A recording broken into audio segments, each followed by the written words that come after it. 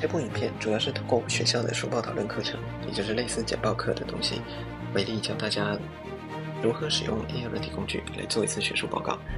那以下就是我们课程的要求，他会需要选一篇学术文献，来自学术期刊的文献，然后读完它之后帮他做摘要，不能直接复制贴上，不然的话会不合格。好，那写完摘要之后呢，就需要交给指导教授或是其他老师的审核。那他们通常会有一些修改意见，让这个摘要能够达成标准。然后接下来就是拿着投影片到现场去报告给所有其他修课同学还有老师听。好，那这部影片呢，就会教大家如何用免费的 AI 软体工具来一步一步达成这些要件。那当然你学会之后不一定要只用在学术报告，一般的报告也是用得上。好，那我们就开始吧。首先就是搜寻一篇你有兴趣拿来报告的文献，那我这边是用 Google 学术搜寻，你当然也可以用其他方式。好，那这边我是有事先找好一篇关于用电脑模拟的方式还原一些鱼龙的物理性质。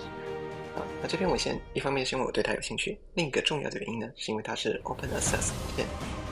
换句话说就是我不需要花钱就可以访问这篇文献，阅读它的全文，还有它的 supplementary之类的，就是它所有的内容都是免费公开的，不用付费就可以取得。这对我们之后使用生成式 AI 的时候，那个过程会比较顺畅。这边是它的 DOI 码，基本上它就是一个永久有效的网址，只要不要发生一些奇怪的事故的话。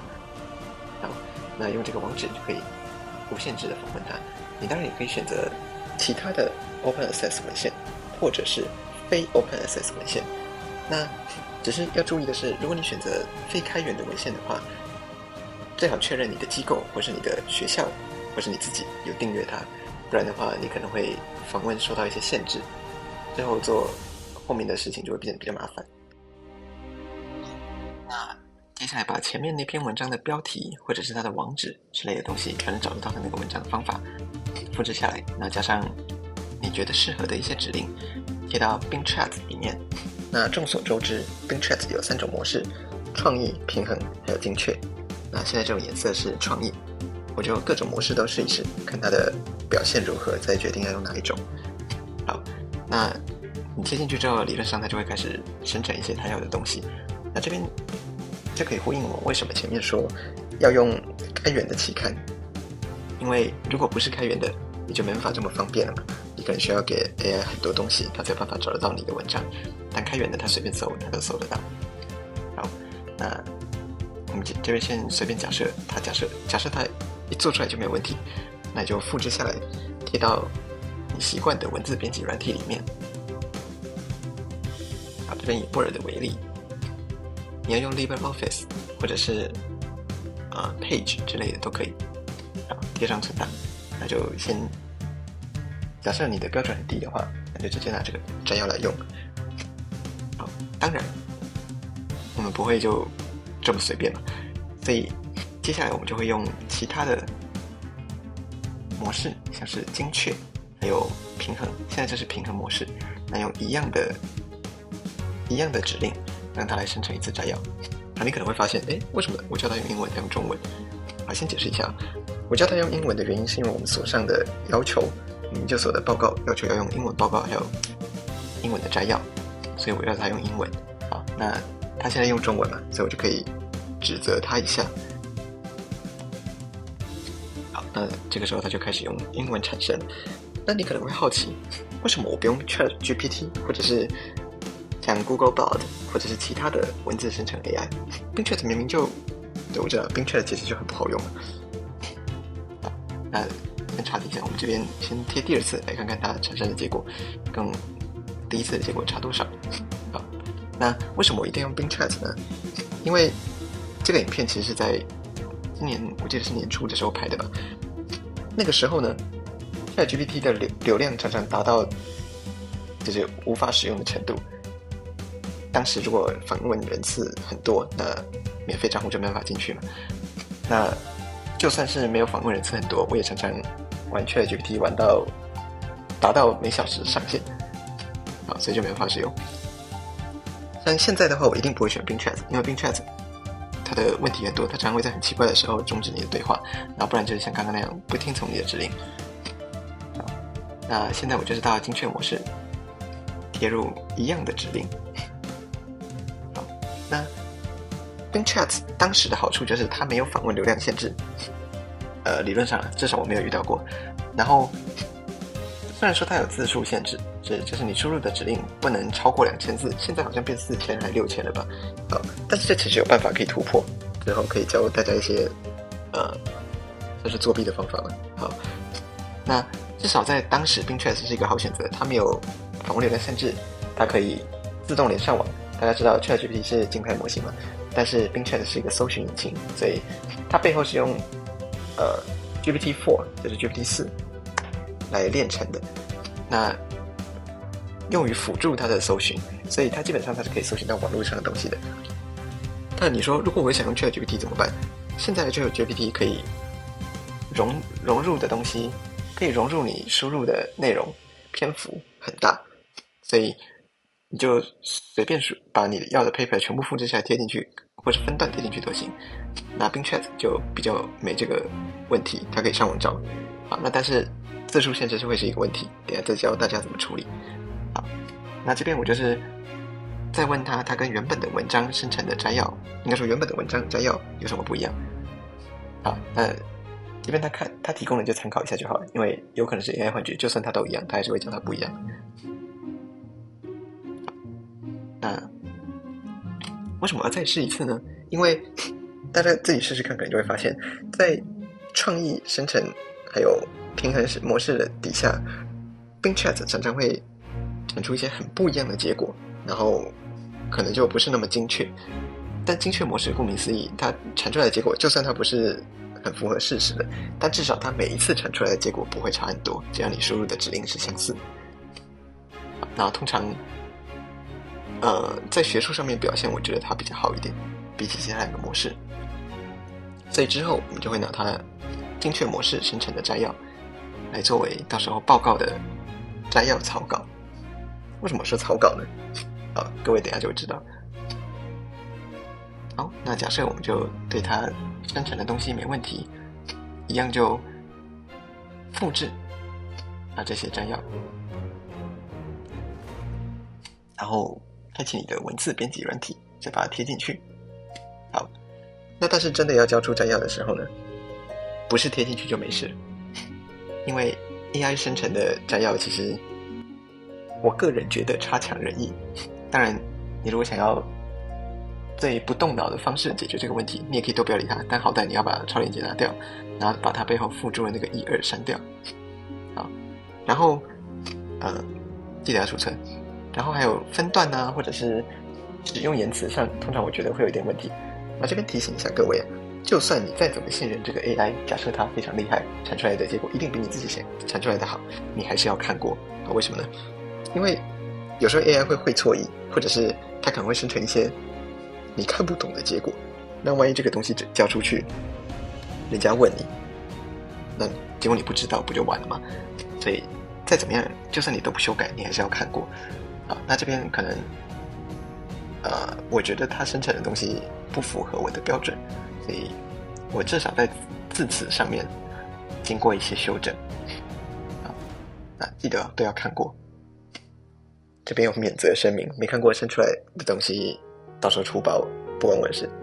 好，然后它有时候会有一些言辞比较不通顺，或是它的视角，就是 AI 的视角，它比较像是它跟你互动，然后它看一篇 paper， 而不是他写这个 paper 的摘要，所以它的视角会影响到他讲话的语气，这个地方你可能就需要经过一些调整。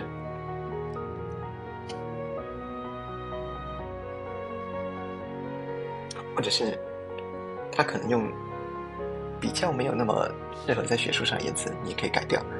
那我这边就是很仔细的看过，然后先做初步的言辞修整。影片里面我没有把所有修整的内容都录下来，我事后还有经过一些段落的调整，算段落嘛，就是加一些分行啊，或者是调整一下文字的编排，最后才交出那个摘要。所以我不是什么事都没做，就靠 AI 生成摘要。AI 只是帮我先生成初稿，你可能会有这种经验，就是已经有别人帮你生成好东西之后，你自己要再改就比较轻松。但如果从头到尾都要自己做的话，是比较累一点的。当然也可以做得出来，但就比较费心。如果你时间不多的话，这是一个参考的解决方案。好，那假设你都看过，没问题了，记得存档。是这样的，因为我有点懒，所以我连开场白都想要 AI 来帮我说、帮我做。好，所以你就看看你开场白想要讲些什么，像是报告主题、作者是谁，然后报告者是谁，那还有指导教授，我就把它都贴进来。那理论上它就会生成一个符合你要求的东西，你可以把它复制下来。好，那这边为什么我要把作者也贴上去呢？因为学术文章的作者通常有一串人嘛，你不贴的话，它就每个都会念出来。那这边我就挑了一个 Natural Reader， 是一个语音的 AI， 它有免费可以使用的方案。当然有次数限制了，流量不要爆表的话，理论上都是免费的。那就把你刚刚 AI 产生的东西贴进来，然后稍微做一些修整。你加 hyphen 的话 AI 不一定会认得，然后有一些中文字的拼音 AI 也会念得很奇怪。好，然后反正它生成的东西你还是需要经过修整的，不然念出来会很奇怪，就是第三人的口吻。好，那用这个 Natural Reader 的时候呢，它免费版要提供几种声音，你可以自己选，最好是选跟自己声线像一点的，不然就是选一些比如你是男的然后选女的，好像也是可以啊，但是就看你的需求。好，那为什么这个生成之后我要在这边修这么久呢？就是它有些念出来的发音会怪怪的，或是断句会跟你想象中的很不一样。比如说分行符号它会顿可能多久，然后逗号和句号顿的描述不一样，所以你就要自己试一下。好，那如果怎么念都念不好的部分的话，你可能就要试着把它删掉。好，那你就放出来，然后自己听听看。这边我记得我应该是没有录音下来，那等一下会教大家怎么处理。好，记得一定要听过，不然 AI 念出来怪怪的东西不要怪我，这是免责声明。好，那注意一下，就是如果你是华人或是其他需要用拼音来拼出你名字的人的话呢，你就特别要听过，尤其是在名字拼音的地方，你会发现有些地方它怎么拼怎么念都跟你想象中的不一样。这时有两种选择，第一，假设这不是必要条件，就把它删掉。但是我们知道教授的名字，就把它删掉。好，但是他念我的名字也念得很奇怪。那假设这是必要条件，比如说我是报告者，哪里不讲你自己的名字，这可能会有点奇怪。那你就要试试看，把它的拼音做一些调整，调成念出来最接近你想要的发音的样子。好，这没有标准答案，你就是自己试试看。因为 AI 可能不太认得汉语拼音，你就自己试到它念出来正确为止。好，这个过程可能会比较费事一点，但是很重要，不然 AI 介绍的报告人，可能你会认不得他，就算是你的名字。好，那假设你都就是用 AI 念过了，你都觉得没有问题，那假设你是 Windows 电脑，就开语音录音机，然后这边播放，把它录下来。如果你是 Mac 苹果电脑的话，那你应该用萤幕录制就可以解决这个问题了。反正各家电脑都有各家的录音程式，都是免费内建的。好，那这个时候它录的是萤幕放出来的声音，你就把它录下来就行。好，记得要按暂停，不然的话后面都会是一大段空窗。然后取个自己会认得的名字。这一段录音，第一段录音就完成了，这是开场部分。好，那接下来就准备下面几段。那生成完开场白之后呢，我很懒，所以接下来要引人入胜的桥段，就是介绍一下语龙的背景，我也是请 AI 来做。好，那这个投影片大家不要紧张，就是我之前做完的模板，大家应该都有这种东西吧，就是你要做下一个投影片都会有上一个投影片的模板，就是可能我要它生成些什么。好，那我就输入一段要它列举出某几个重点的提示词。那大家可能会想说那个提示词哪里来的，你可以自己想，那你也可以很懒的把你论文里面那段 introduction， 就是背景或者是介绍的部分，把它复制起来贴进 AI 里面，问它这段有什么重点，那它整理出某几个重点，就是像上面列的那几个重点，你再反过来贴进 AI 里面，叫它生成含这几个重点的演讲稿。好，一样贴近 Natural Reader。好，那会有很多需要修整的地方，就是它跟你的要求不一样，然后一样要经过试听。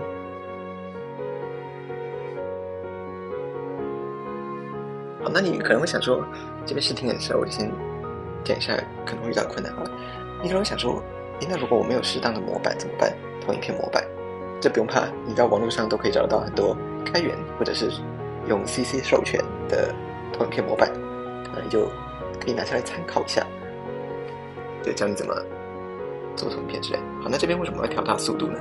就是它这个 AI 练成的时候啊，它的1倍语速通常就是录音或者是训练那个 AI 的人他正常讲话的速度。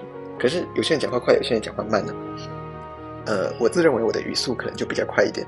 那你可能要把这个 AI 的语音调整成你觉得适合的样子。那你就自己听的时候调整它的语速，调到你觉得适合的时候。比如说这个人，我可能觉得他 0.92 是听起来比较舒服的，那我就把它调成 0.92。好，那试听觉得没问题之后，就开语音录音机，然后把它录下来。这边要提醒一下各位，你在用语音录音机或者荧幕录音的时候啊，通常啊，只要你没有经过后台或者其他比较麻烦的调整，它录下来的是你整个荧幕的声音。当然它不会录进背景杂音，但是如果你这个时候正在听音乐，或是你喜欢一边做报告一边听流行歌之类的，那你的流行歌和背景音乐也全部都会被录进你这个语音录音机里面。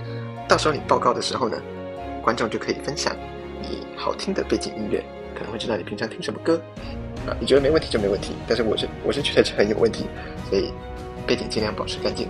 那录好之后，你可以一边试听这段，一边帮它重新命名，弄成一个你认识的，不要到时候排成一堆，全部都写录制1、录制2、录制3，那你根本不知道它是什么东西，有一个你会认得就好。你也可以不取啊，如果你都会认得的话。那这样的话，背景介绍就完成一部分了。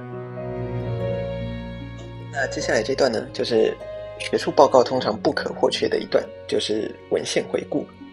好，那我就用跟刚才几乎一样的方式来生成这段的讲稿，也就是先把文献回顾的部分有哪些东西贴进 AI 里面，问它有什么重点，然后再生成某几个要点，那我再把这些列点输进 AI 里面，叫它生成含这些列点的讲稿啊。这是因为都一样，所以我就先大幅省略它，然后这边就是试听，然后做修改啊，记得确认一下你的语速，还有他讲话的人是不是你要的那个人。这个就是我刚才提到的 Natural Reader。好，那有时候你发现我可能会有很奇怪的分行，那是因为他讲话的就是顿格点可能跟我要的不一样，那你就把它换行，它就可以增加它的停顿，增加句号也可以比起逗号会有更长的停顿，也不用管它文法，反正人家不会看到这个讲稿，是你自己让 AI 讲的。你录完音就可以把这个讲稿删掉，所以没有其他人会知道。好，那假设都念完了，你觉得没有问题，就开启你的语音录音机，开始录音。这段其实我原本可以删掉，因为它应该说可以剪掉，它是有一点小问题。你可以发现它从第2段开始念，那但是我想说用 Natural Reader 的人可能也会遇到这个状况，我就特别保留下来。好，那这是什么情况呢？就是你如果上一次播放的时候没有把游标点到最前面，或者就算你已经点到最前面了，它可能还是会从中间开始播放。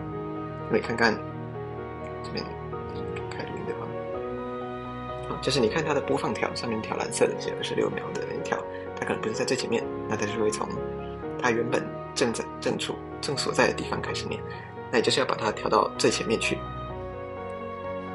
这个时候再开始录音，才可以录到你要的东西，不然就会少一段。好，那接下来就是让它听。那你可能会想说，怎么这么懒呢？连讲话都要用 AI 来讲，自己讲不行吗？当然可以啊，但是假设你都没有看过这些讲稿，你可能会不知道从哪里开始讲。好，那理论上你也应该要知道 AI 会讲些什么，所以应该要看过讲稿。那今天设想一个最完美的情况，就是你去参加一个学术演讲，它可能是线上的，那你报告用 AI 做，讲稿用 AI 处理，然后摘要也用 AI 做，所以基本上你就是把这个投影片跟大家 share screen， 就是分享荧幕之后就没你的事，就播放出来，由 AI 来帮你完成这次的学术报告。你要现场也是可以这样，只要你找得到声音跟你很像的 AI， 或者是声音没有人知道你的声音是怎么样的，那就拿麦克风对嘴，反正总有办法可以做到。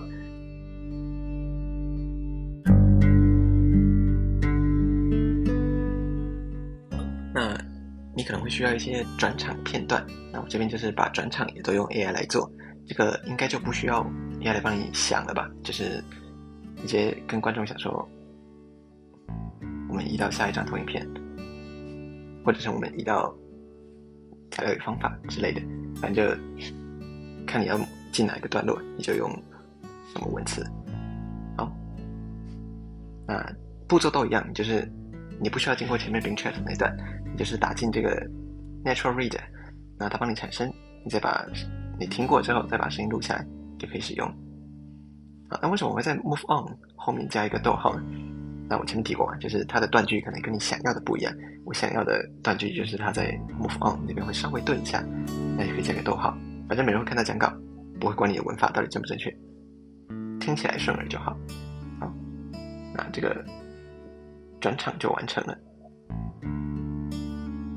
好，那接下来进入材料与方法的阶段。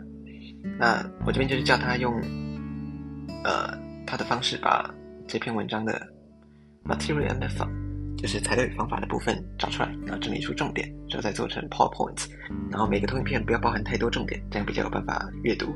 好，那个指令等一下会再细讲。现在我们会先遇到一个问题，他为什么说这篇文章没有 material and method？ 好，就算再找更多资讯，它还是没有 material and method。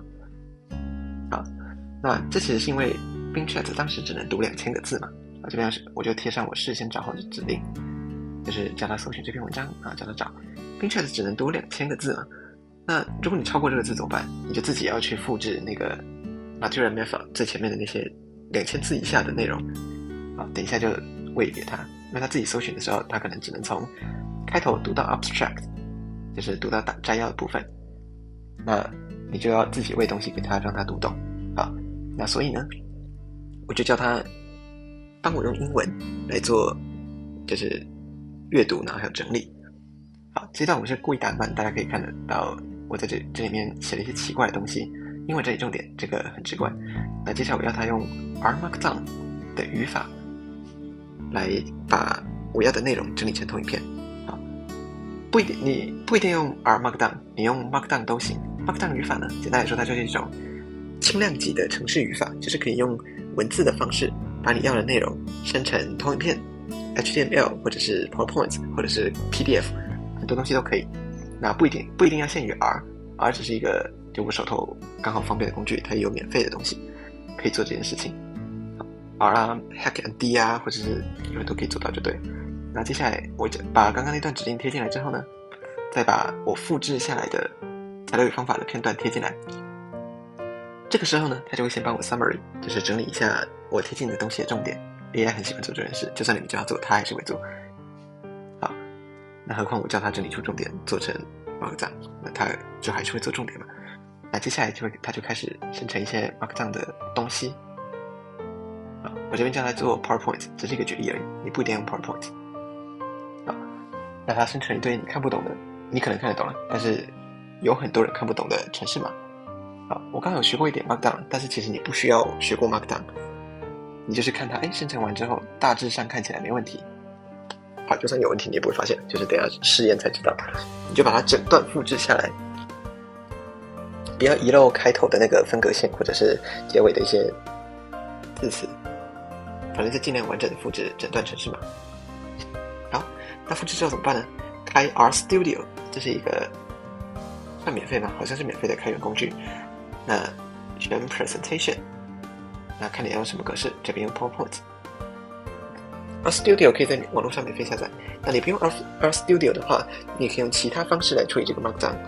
那反正网络上随便搜都有一大堆免费的 Markdown 工具，就不在此赘述。那反正你贴进去之后呢，好，我这边用的其中第一个方法就是我开记事本。为什么开记事本呢？就是把 Markdown 语法是纯文字的嘛，它用几次都可以生成一样的东西。好，所以我就先把它存进记事本里面保存下来，这是第一种做法。好，这个做法的好处是，就是我先准备好好几个 Markdown 语法，等我全部的投影片都做完之后，再一并让它生成投影片。那第二种做法就是，你每拿到一个 Markdown， 你就生成一次 PowerPoint， 那最后你再人力剪贴，把这些好几个 PowerPoint 档案全部贴成同一个，这都是可以的。那你看我背景在做什么呢？就是我要它等我输入2段文字，它再将这2段文字的内容整理出重点，然后再用刚刚那个 Markdown 的方式做成投影片，然后要求它每一个投影片只能包含几个重点之类的。为什么要这么做呢？因为 Bing Chat 在当时一次只能读2000个字嘛，就算它现在一次可以读6000个字，那如果你要塞1万个字进去怎么办？好，这边的例子是我要塞大约4000个字进去，那你就叫他帮你读2段文字，读完之后再一次生成，他不要读一段生一段，这样理论上他就可以读入4000个字的内容。好，这边你就可以见识到 AI 其实不是那么听话的。我这边只是先把我要 AI 做的事情先复制好，然后贴上去。好，贴的时候你可能会看到Bing Chat 怎么开始生成了？我不是叫他等我输入2段文字吗？好，有时候他们就是可能我指令下的不够明确，或者是就算我下的很明确，他不一定会照我说的做。那这个时候你就要想办法让 AI 读懂。现在用各种 AI 应该比较没这个问题，因为就连 ChatGPT 它都可以收容非常非常大量的文档，然后才开始做事，所以基本上没这个问题。那假设你用的是Bing 或者是你用其他有字数限制的，那你可能就需要用到以下方法。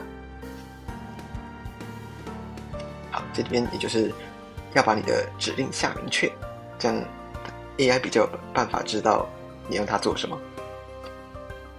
好，这边基本上就跟我前面下的指令差不多，就是等我输入2段文字之后，它再将这2段文字视为同一个文章，用英文写出重点，也可以用中文，看你的需求。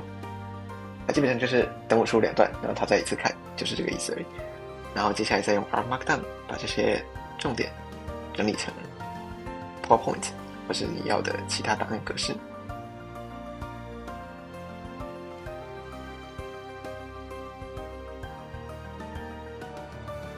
好，那跟 AI 讲话的时候，你肯定要有点耐心，就是要找出最适合他最能听懂的话来做输入。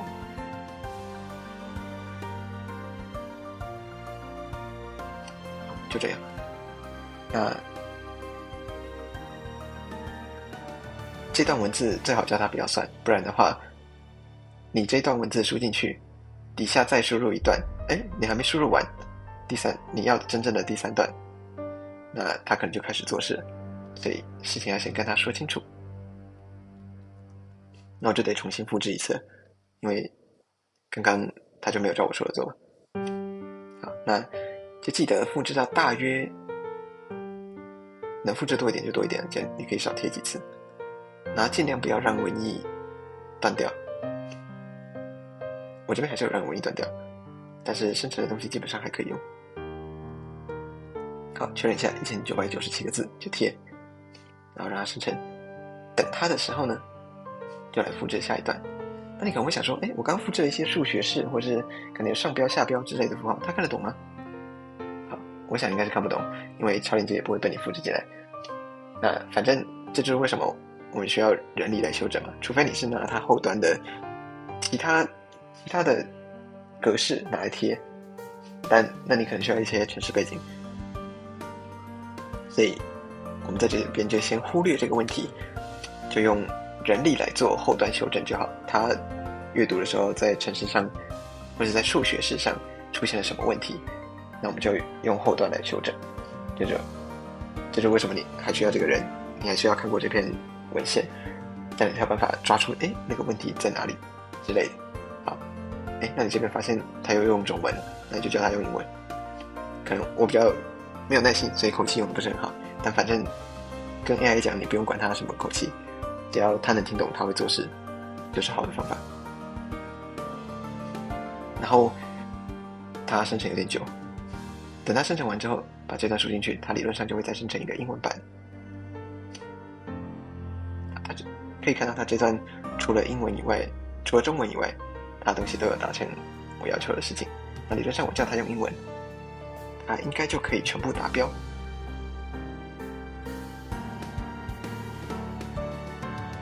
好，那这样看到它整理出正常的重点，基本上上面的重点整理没问题，底下的 Markdown 语法就不会有问题。因为比起一般人在做很简单的程式语法编写的时候， AI 用的通常都比你自己手动打程式码还要干净，还要利落，所以基本上上面东西没问题，底下程式码大致上不会有问题。假设你不懂 Markdown 语法的话，就算有问题你也不知道，所以有问题再说，再拿给 AI debug。 好，那确认一下东西没问题的话，就可以准备复制贴上。那要记得哦，就是复制的时候要把最上面的标，就是那个横标，还有最底下都复制起来，这样才不会漏东西，或者是才不会发生 RStudio 读不懂的问题。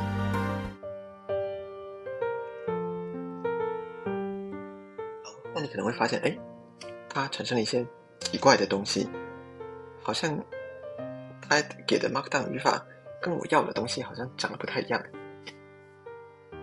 好，那这个时候你可能就需要再下一些指令让它来转换。当然你自己会 Markdown 语法的话，你就把上面的东西跟底下的东西剪到你的文字编辑器上面去稍微修整一下就行。但是我懒了，就都用 R 来做。好，那我就叫他再帮我整理一次。他理论上听得懂的话，就能生成我要的东西。记得到时候作者啊，或者是日期啊什么，你可以自己调整。好，如果我刚刚就直接把这整段贴进去的话呢，它理论上一个投影片不会有1到3个要点。我现在这边做的事情就是为了修整这个问题，所以用 AI debug 会比你自己用手快。这只要你讲到他听得懂，他就能够做出你要的东西。好，这边它就正在生成。好，基本上它上面2个井字号，然后有分段的这种东西，就是一个投影片。那你就看它里面的要点有没有超过你预期的。太多的文字太繁杂的话，观众不容易阅读。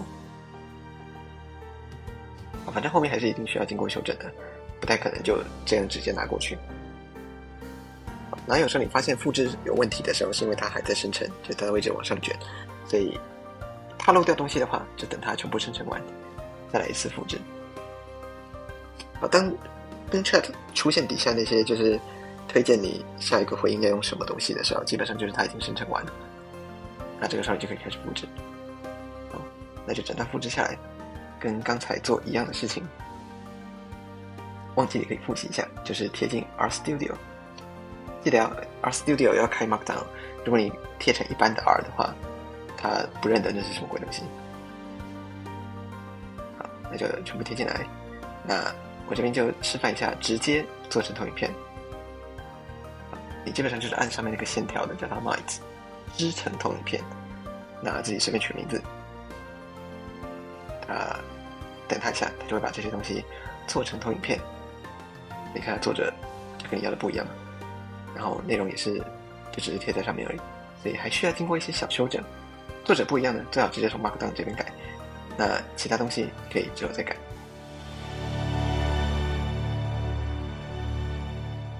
好，那第3段的材料与方法。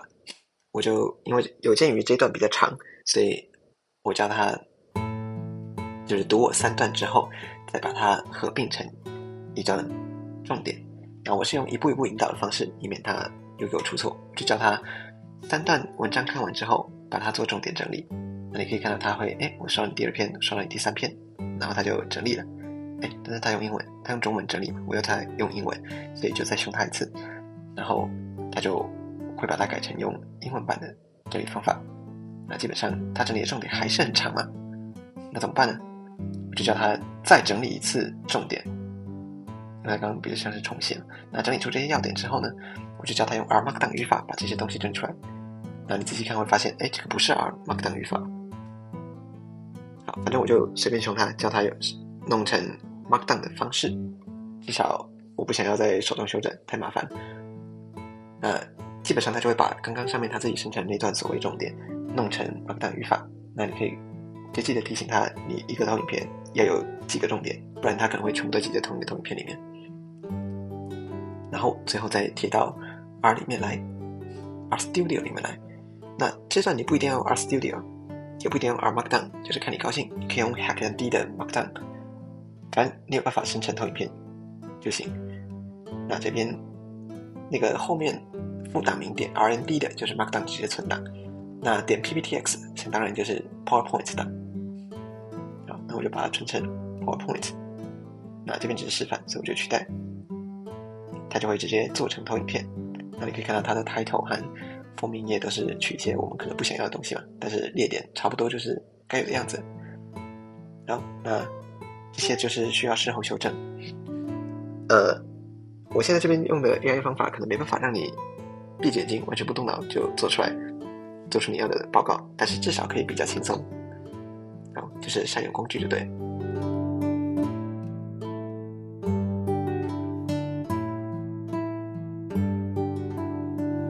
然后呢，我就先问好 AI 一大串东西，这个大概就是你希望它提供你什么讲稿，那你就把它整理出来。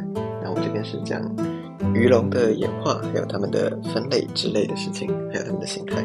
那至于我为什么知道要叫 AI 讲这些，是因为你可以读这篇文献的 introduction， 或者是你把 introduction 塞进 AI 里面，叫它帮你整理值得拿来报告的重点。那反正这就看个人需求。那于是乎 AI 就产生了一段可能算是经典的讲稿。那我就经过一些删修，然后试听录音，差不多就是跟前面一样的流程，然后就会得到一段这部分的讲稿。好，然后这边呢，就是我针对我之后要做的 3D 重建，就是这篇文献里面所提到的东西进行AI 的询问。那底下那个投影片不是 AI 做的，那个是我手动编修的，就是把论文上面的图片贴到投影片里面，然后经过一点美编和修整。我知道有专门负责做这种美编修整的 AI， 但是我记得他当时的免费账号好像是没有太多权限可用的，所以我还是手动修正。那不知道现在的情况如何，如果大家有兴趣的话，可以自己去找找看，一定也有免费的可以用。好，然后之后就是一样的流程，录音、试听之类的。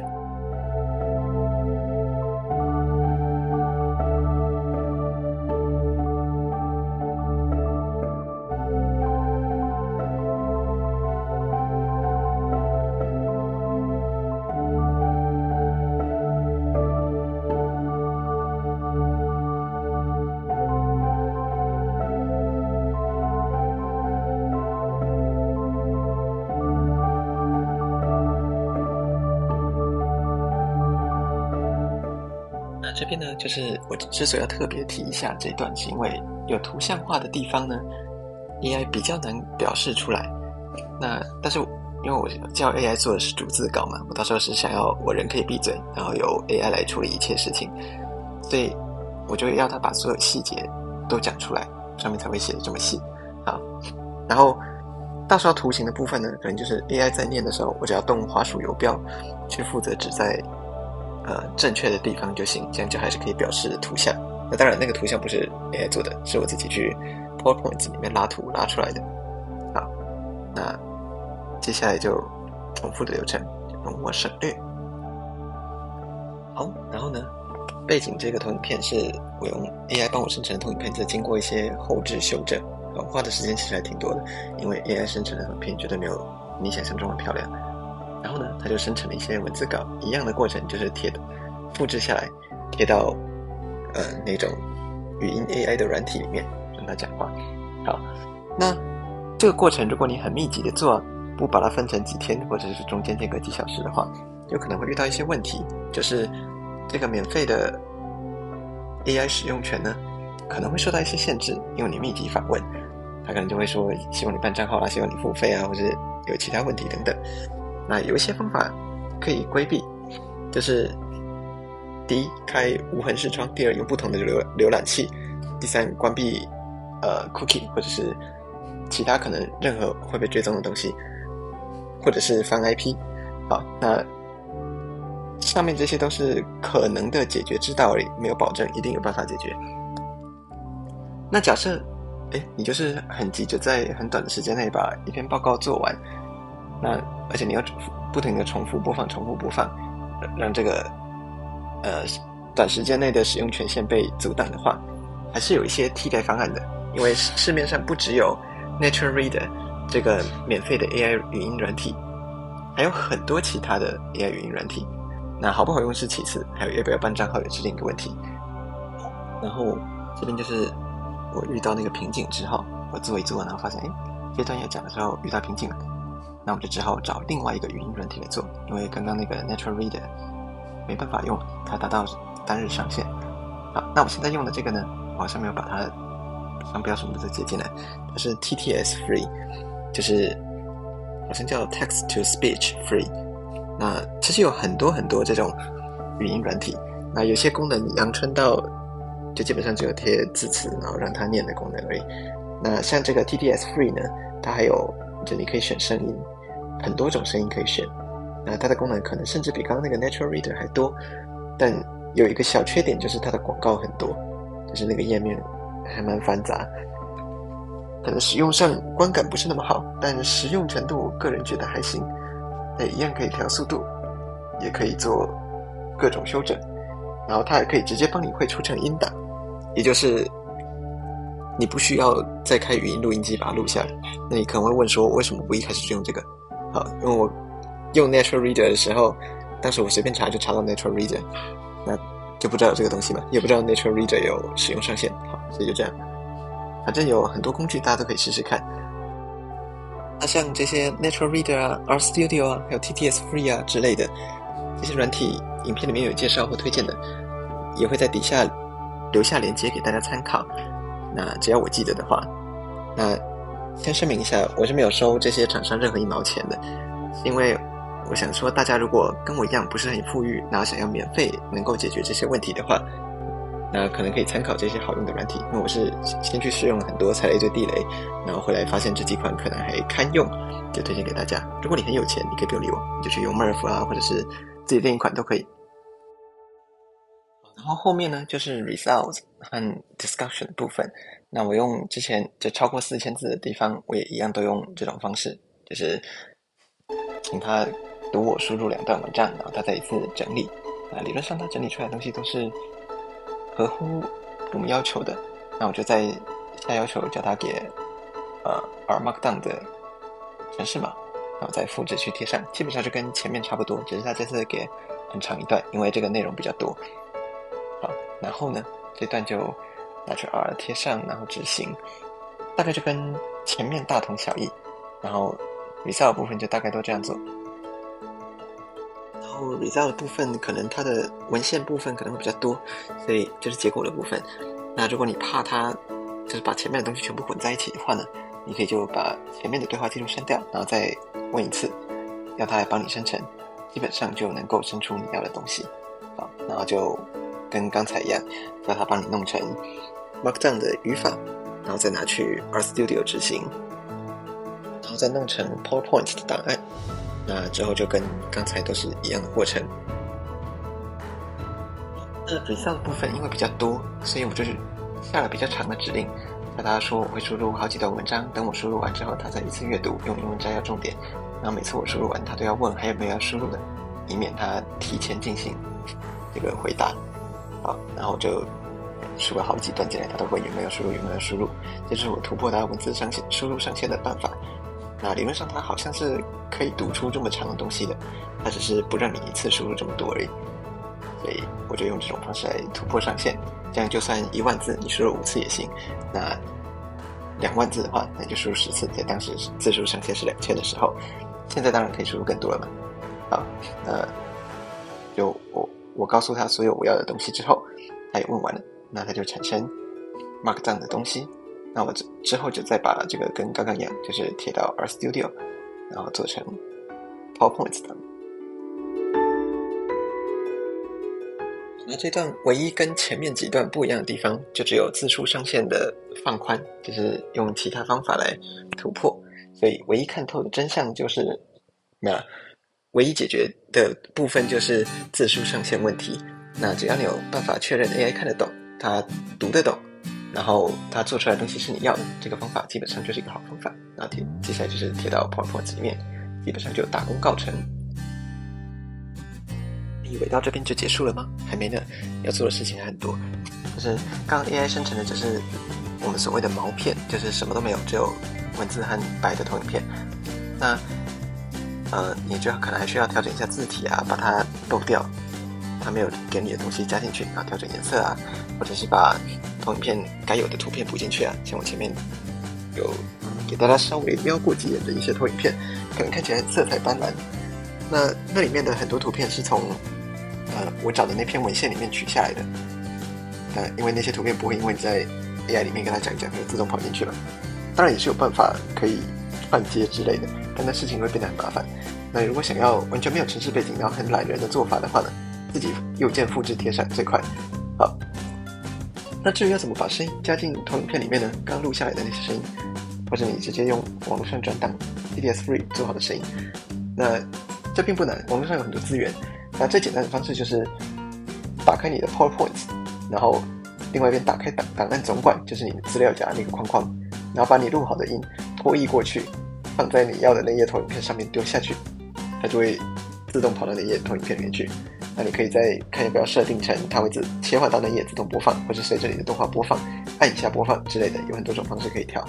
这基本上不是太难，自己摸一摸应该也会。好，那至于投影片里面要加哪些花俏的元素，就看各位怎么想，你想要怎么样的投影片，简洁的或花俏的。好，像我前面投影片里面出现的某一些可能 Q 版的图片之类的，那些是用 AI 画出来的，那不是必要有条件嘛？那如果各位想要的话，可能之后再录一些影片来教这个。那大家在网络上应该也可以找得到很多很厉害的绘师，反正 AI 绘图很厉害的人很多，那基本上资源都找得到。那这边帮大家复习一下做这个报告的流程，就是找到你要的文献，有 AI 可以找，但是你用 Google 学术搜寻就可以做到。